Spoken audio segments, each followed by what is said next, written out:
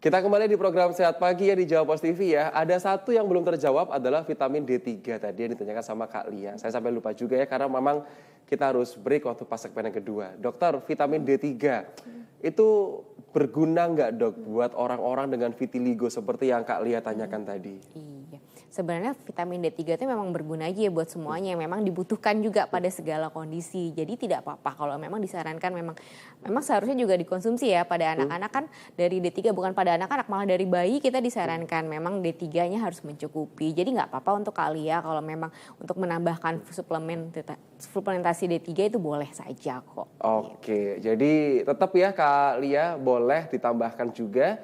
Serta dirutinin nih terapinya nanti ya, mumpung masih anak-anak kan masih 5 tahun juga seperti itu. Nah, sinar matahari itu ada UVA, UVB sama UVC. Tapi juga kita harus paham kalau SPF itu ada macam-macam merek dan juga jenis serta kandungannya. Dok, ada yang SPF-nya 15, ada yang 20, ada yang 25, ada yang oily, ada yang water based, sekarang ada yang spray. Ada yang stick juga. Nah dokter, sejauh mana pentingnya sunscreen atau SPF dokter Agatha? Oke, iya. Memang ya kalau untuk perawatan kulit, sunscreen ini merupakan basic skincare yang wajib ya tadi ya. Tadi kan fungsinya juga memang salah satu untuk mencegah penuaan dini. Jadi memang penggunaannya itu bukan pas saat kita sudah berusia aja ya. Mulai dari saat kita mungkin remaja atau kita melakukan tahap perawatan skincare. Sunscreen itu adalah merupakan basic skincare. Nah sunscreen ini memang jenisnya macam-macam ya dibagi berdasarkan mungkin pertama dia sifatnya dulu deh sifatnya ya. Dia ada yang physical sunscreen dan kimiawi gitu. Kalau misalnya pernah dengar ya, yang physical sunscreen itu yang isinya zinc dioxide dan titanium dioxide. Jadi biasanya yang kalau pada produk-produk yang dia menyebabkan kayak ada white cast-nya itu adalah physical sunscreen. Nah biasanya physical sunscreen ini dia memang yang kalau bisa dibilang yang paling aman ya. Karena pertama dia bisa digunakan untuk anak kecil dan juga untuk ibu hamil dan menyusui. Karena dia kan tadi tidak menyerap ke dalam kulit tapi dia hanya membuat sebagai kayak lapisannya aja gitu. Lalu yang kedua ada yang kimiawi ya. Kimiawi itu dia fungsinya juga sama sebenarnya sebagai sunscreen cuma dia memang diserap dulu lalu nanti baru sinar mataharinya baru diuraikan gitu. Sebenarnya sama aja sih cuma memang pemilihan kondisi saat kita itu misalnya saat hamil mungkin kita lebih disarankan yang physical. Itu memang tipenya yang pertama ya. Terus dari base-nya sunscreen sendiri tadi yang Mas Oliver bilang ada yang watery, ada yang mungkin gel, ada yang lebih krim, yang lebih padat. Itu sebenarnya memang hanya pembawaannya aja atau base gelnya aja. Nah pemilihannya tadi kita pilih berdasarkan jenis kulit kita tentunya. Misalnya yang kulit berminyak pasti kita akan memilih sunscreen yang base-nya adalah gel. Karena kan dia lebih ringan. Gel itu dia kandungan airnya lebih banyak gitu. Jadi biar nggak tambah pliket gitu. Biasanya orang pakai sunscreen kan lengket gitu ya. Banyak yang males gitu lengket jadi berat. Nah sebenarnya kita hanya perlu memilih sunscreen yang memang sesuai dengan tipe jenis kulit kita aja. Itu dia. Dan juga ingat sunscreen itu nggak hanya di wajah tapi juga di tangan, kaki ya. Atau daerah yang terlihat terpapar gitu. Kadang-kadang tuh kita pakai celana pendek, kaos pendek gitu, lengan pendek ya, tapi yang dikasih sunscreen cuma wajah aja. Tangannya nggak dikasih, kakinya juga nggak dikasih. Sebenarnya itu juga merupakan bahaya karena kalau terus-terusan terpapar matahari juga tadi katanya Dokter Agatha bisa kena kanker juga ya Dokter Agatha ya. Dok, pakai sunscreen itu yang SPF-nya paling tinggi atau yang gimana dokter? Karena kan di pasaran ya itu banyak banget macem-macem sama angkanya dok. Kan SPF 20 gitu kan ya. Terus ada juga dok yang ada tulisannya plus atau yang plus. Soalnya ada banyak yang plusnya makin banyak itu katanya makin bagus itu. Gimana dokter Agatha? Betul. Jadi memang sunscreen itu dia ada yang kalau kita lihat ya ada yang SPF dan PA ya. Iya betul. Jadi misalnya SPF itu yang tadi yang angka ya misalnya 15, 30, 50. Kalau PA itu yang plus mulai dari plus 1 sampai plus 4 gitu. Jadi sekarang tuh sunscreen sudah banyak yang broad spectrum ya. Jadi yang UVB dan UVA. Jadi kalau yang SPF itu dia concern ke yang UVB gitu.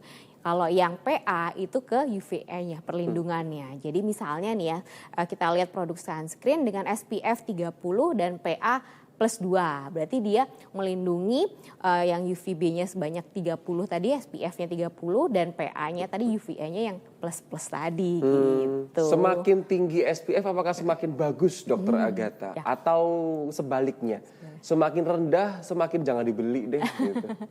Ya, sebenarnya pemilihan SPF tadi juga berdasarkan kondisi kita tinggal ya Mas ya gitu ya. Misalnya nih kita di Surabaya ya dengan sinar mataharinya yang lumayan ya gitu ya, lumayan terik gitu ya. Lumayan banyak cabangnya nih di Surabaya. Betul, ada banyak ya.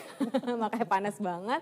Kita memang disarankan ya untuk pencegahan penuaan dini kita minimal SPF 30. Itu untuk daerah-daerah yang panas gitu minimal SPF 30. Oke. Itu sudah cukup. Jadi ilmunya adalah baru gitu ya, minimal kalau nggak bisa mencari yang SPF tinggi nggak masalah, tapi paling nggak harus SPF 30 seperti itu. Nah, Dokter Agatha, ada yang bilang kalau penggunaan SPF atau sunblock gitu ya, atau sunscreen entah di wajah, entah di kulit tangan, kaki. Oke, kita dapetin SPF 30 nih dokter. Tapi itu kita kan biasanya pakai sekali aja dok. Keluar rumah ya, kita pakai sampai sore, ya udah sekali itu aja. Tapi ada yang bilang dokter itu kudu di reapply lagi. Jadi setiap beberapa periode tertentu itu kita harus pakai lagi. Itu bener nggak Dokter Agatha? Iya, itu bener banget ya. Oh, jadi emang harus dipakai terus ya? Betul, jadi harus di reapply. Nah itu adalah kuncinya. Itu yang sering banyak juga salah ya. Jadi cuma pakai pagi keluar sampai sore misalnya. Apalagi dia kerja di lapangan ya, pasti tentu saja perlindungannya akan kurang ya. Jadi misalnya SPF 30 itu dia mungkin hanya melindungi sekitar mungkin 3 jam gitu. Jadi biar maksimal kita harus reapply lagi. Jadi memang sunscreen itu bukan pagi dia melindungi terus-terusan enggak. Karena memang ada jangka waktunya juga gitu ya. Jadi SPF 30 sekitar 3 jaman. Misalnya SPF 50 ya mungkin naik sedikit sekitar 4 jam. Nah tiap itu kita harus reapply ulang sunscreennya biar perlindungannya juga tetap sama gitu. Dengan jumlahnya segitu. SPF 30 itu perlindungan sekitar 97-98% gitu. Jadi biar kita optimal perlindungannya sepanjang 97-98%, tiap 3 jam harus kita reapply lagi. Oke, jadi ingat ya. Paling enggak tuh kita kudu reapply alias menggunakan ulang. Jadi paling enggak dilihat nih. Oh, saya keluar rumah pakai sunscreen itu jam 9 pagi.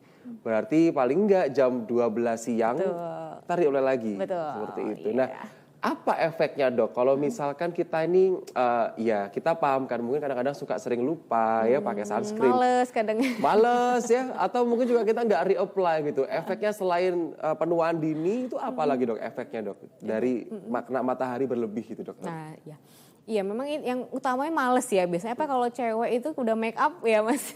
Udah make up pasti males ya. Udah full make up pasti males. Nah ya efek buruknya ya tadi. Pertama kan dia tidak optimal tentunya. Pertama akan muncul tanda-tanda penuaan tadi ya. Tanda-tanda penuaan kalau kita terus-terusan. Apalagi memang kita di daerah yang panas nih dan terpapar terus ya. Kalau terus lama-lama yang efek paling buruknya ya tadi muncul mungkin flek-flek dan mungkin skin cancer ya. Skin cancer tadi ya bisa ada yang jinak atau yang ganas. Gitu. Baik. Nah, pertanyaan yang berikutnya ya, sebentar. Ini namanya dari Kak Nadia Lestari. Cuman nggak dikasih tahu ya dari mana Kak Nadia ini berasal ya.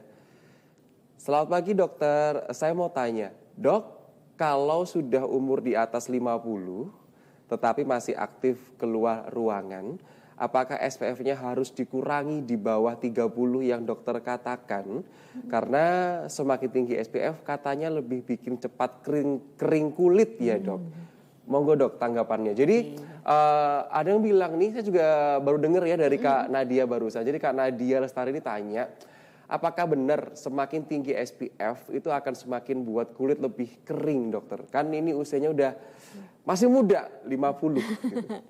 Betul, masih muda. Gimana ya? dokter? Betul. Sebenarnya itu enggak ya, salah ya. Jadi bukan karena sunscreen yang menyebabkan efek makin kering. Jadi memang yang bikin makin kering itu memang perjalanan usianya. Jadi kan mulai di usia 50 ke atas pastinya kulit akan tambah lebih kering ya. Gitu. Itu memang proses biologis yang dari dalam tubuh. Jadi memang tidak ngaruh kok SPF semakin tinggi semakin kering itu nggak ngaruh juga ya. Jadi tetap harus pertama kalau misalnya memang kulitnya kering ya, pertama kita harus tadi pemilihan sunscreennya, berarti harus yang krim gitu, yang dia agak lebih lebih padat, lebih lembab gitu. Kita harus pemilihan sunscreennya yang tipe krim. Lalu jangan lupa juga kalau memang kulitnya cenderung kering atau memang sudah di usia 50 ke atas, gunakan pelembab dulu, baru kita gunakan sunscreen gitu. Jadi nggak ada efeknya atau hubungannya SPF sama kekeringan kulit nggak ya, Dok ya? Nggak ada. Baik. Kita akan break sebentar ya. Setelah jeda pariwara kami akan kembali masih di program Sehat Pagi di Jawa Pos TV.